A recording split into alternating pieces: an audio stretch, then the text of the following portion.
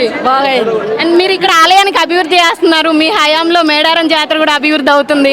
ప్రజలు పెద్ద ఎత్తున ఇప్పటికే అక్కడ దర్శనానికి వస్తున్నారు. మీ హయాంలో ఇదంతా జరుగుతుంది, ఎలా ఉంది?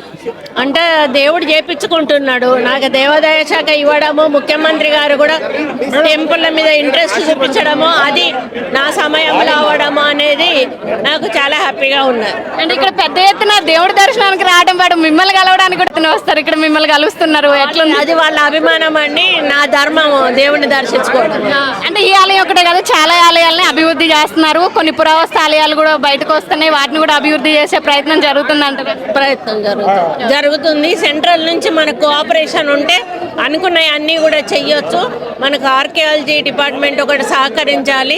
మనకు ఫైనాన్షియల్గా కూడా కొంత ఇబ్బంది ఉంది కాబట్టి టీటీడీ సహకరిస్తే మేము అన్ని చేయగలుగుతామని అనుకుంటాం. ఇదే టైంలో వరంగల్ మామనూరు ఎయిర్పోర్ట్ చాలా మంది కళ, వరంగల్ ప్రజలు మనందరి కళ, అది జరగబోతుంది, ఎలా ఉంది? అలా నా టైంలో జరగడము, ఆ భూమి కొంచెం ఇబ్బందిగా ఉంటే నేనే రైతులతో మాట్లాడడము, నా వల్ల అది క్లియర్ అవ్వడం అనేది కూడా నాకు చాలా హ్యాపీ. మీరు కీలక పాత్ర అని చెప్పుకోవాలి, రైతులతో మాట్లాడడం కానీ ఏదైనా.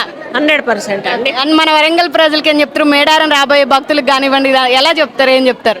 వరంగల్ అనేది ఒక చరిత్ర పుటల్లో నిలిచిపోయే అంటే ఒక నగరము. వరంగల్ అని అంటే తెలియని వాళ్ళు ఉండరు.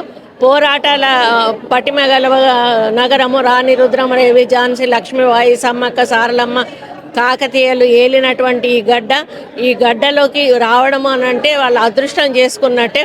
మరి ఇటువంటి దీన్ని సిటీని మన ముఖ్యమంత్రి గారు 2వ రాజధానిగా నేను అభివృద్ధి చేస్తాను అనడం కూడా మన అదృష్టము. రాబోయే రోజుల్లో ఈ వరంగల్ రూపురేఖ మన ముఖ్యమంత్రి గారు నడుస్తున్నాడు.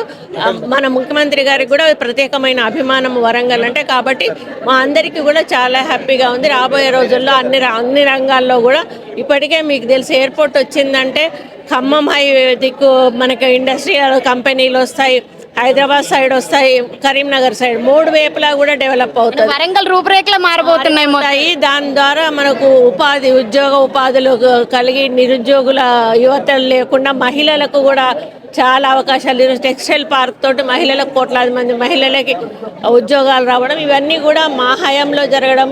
ముఖ్యమంత్రి గారు రేవంత్ రెడ్డి గారు ఉండి వారు కూడా పట్టుదలతో రాజశేఖర రెడ్డి తర్వాత అంతటి దూరదృష్టి కలిగినటువంటి వ్యక్తిగా ఆయన కూడా చేయడం హ్యాపీగా. ఇదే గడ్డ మీద రాణి రుద్రమదేవి వెళ్ళారు, అదే పౌరుషం కానివ్వండి, డైనమిక్ కానివ్వండి, రెబల్ అని చెప్పేసి మిమ్మల్ని అంటూ ఉంటారు. మీరు ఎలా చూస్తారు దాన్ని? ఏమోనండి, నేనైతే హౌస్ వైఫ్గానే పాలిటిక్స్లోకి వచ్చాను. వచ్చిన తర్వాత నాకు ఎదురైన అనుభవాల ద్వారా నేను ఈ విధంగా తయారయ్యాను. దాంట్లో అంటే శత్రువులతో ఎట్లా ఉండాలి, మిత్రులతో ఎట్లా ఉండాలి, నాయకులతో ఎట్లా ఉండాలి, కార్యకర్తలతో ఎట్లా ఉండాలి, ప్రజలతో ఎట్లా ఉండాలనేది నేను అనుభవపూర్వకంగా నేర్చుకున్నాను. కాబట్టి ఏదో వాళ్ళ ఆలోచనతోటి నన్ను అట్లా అనుకుంటారు, కానీ నాకు ప్రజాసేవ ముఖ్యం. ప్రజలకు కావాల్సిన సమస్యలు తీర్చడం అనేది ఎక్కువ దృష్టి పెడతాను.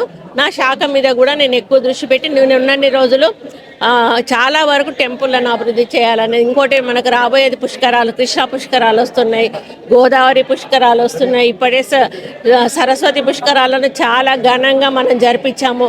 ఇప్పుడు సమ్మక్క సారలమ్మ 2వసారి జరిపిస్తూ ఉన్నాము. నెక్స్ట్ ఇయర్ ఒక పుష్కరాలు, మళ్ళీ నెక్స్ట్ ఇయర్ అది ఇంకా చాలా పెద్ద పని. ఇప్పుడు ఎట్లయితే మనకు మొన్న ఆటంతా బాగా జరగాలనేది, చాలా బాగా జరగాలనేది మన యొక్క ఆలోచన. దాన్ని దృష్టిలో పెట్టుకొని ముందుకెళ్తాం. థ్యాంక్ యూ అండి, థ్యాంక్ యూ. విన్నారు కదా, ప్రతి ఒక్కటి కూడా నేనున్న హయాంలో దేవాదాయ శాఖ మంత్రిగా ఇక్కడ ఉండడం, ఇదే టైంలో ఇక్కడ మామనూరు ఎయిర్పోర్ట్ కానివ్వండి, మిగతా ఆలయాలు కానివ్వండి, ఏదైనా సరే వరంగల్ ప్రజలు ఎలా ఉంటారు ఏంటనేది ప్రతి ఒక్కరికి తెలుసు. నేను జీవితంలో హౌస్ వైఫ్ నుంచి ఇక్కడ వరకు వచ్చినంటే పోరాట పటి ముందు అలానే ఉన్నటువంటి ఆలయాల్ని డెవలప్ చేసుకుంటూ వస్తాను. దేవుడే నన్ను దేవాదాయ శాఖ మంత్రిగా నిర్ణయించుకొని ఇట్లా నాతో అభివృద్ధి చేయించుకుంటున్నారు. ఖచ్చితంగా నా తరపున నేను చేయాల్సిన అభివృద్ధి చేస్తాను. మేడారం కూడా మీరు చూస్తున్నారంటూ కూడా చెప్పడం జరిగింది. అదే టైంలో మామనూరు ఎయిర్పోర్ట్ అనేది చాలా ప్రజలు అంటే వరంగల్ ప్రజల యొక్క కళ, ప్రతి ఒక్కరికి ఇప్పుడు అది సాకారం కాకపోతుంది. ప్రతి ఒక్క రైతుతో మాట్లాడి వాళ్ళని ఒప్పించిన దాంట్లో కీలక పాత్ర నేను పోషించినందుకు చాలా ఆనందంగా ఉంది. వరంగల్ రూపురేఖలు మారబోతున్నాయంటూ కూడా చెప్పడం జరుగుతుంది. ఇలాంటి మరిన్ని వార్తలు మీ ముందు తీసుకొస్తుంది మీ RN TV. Keep watching.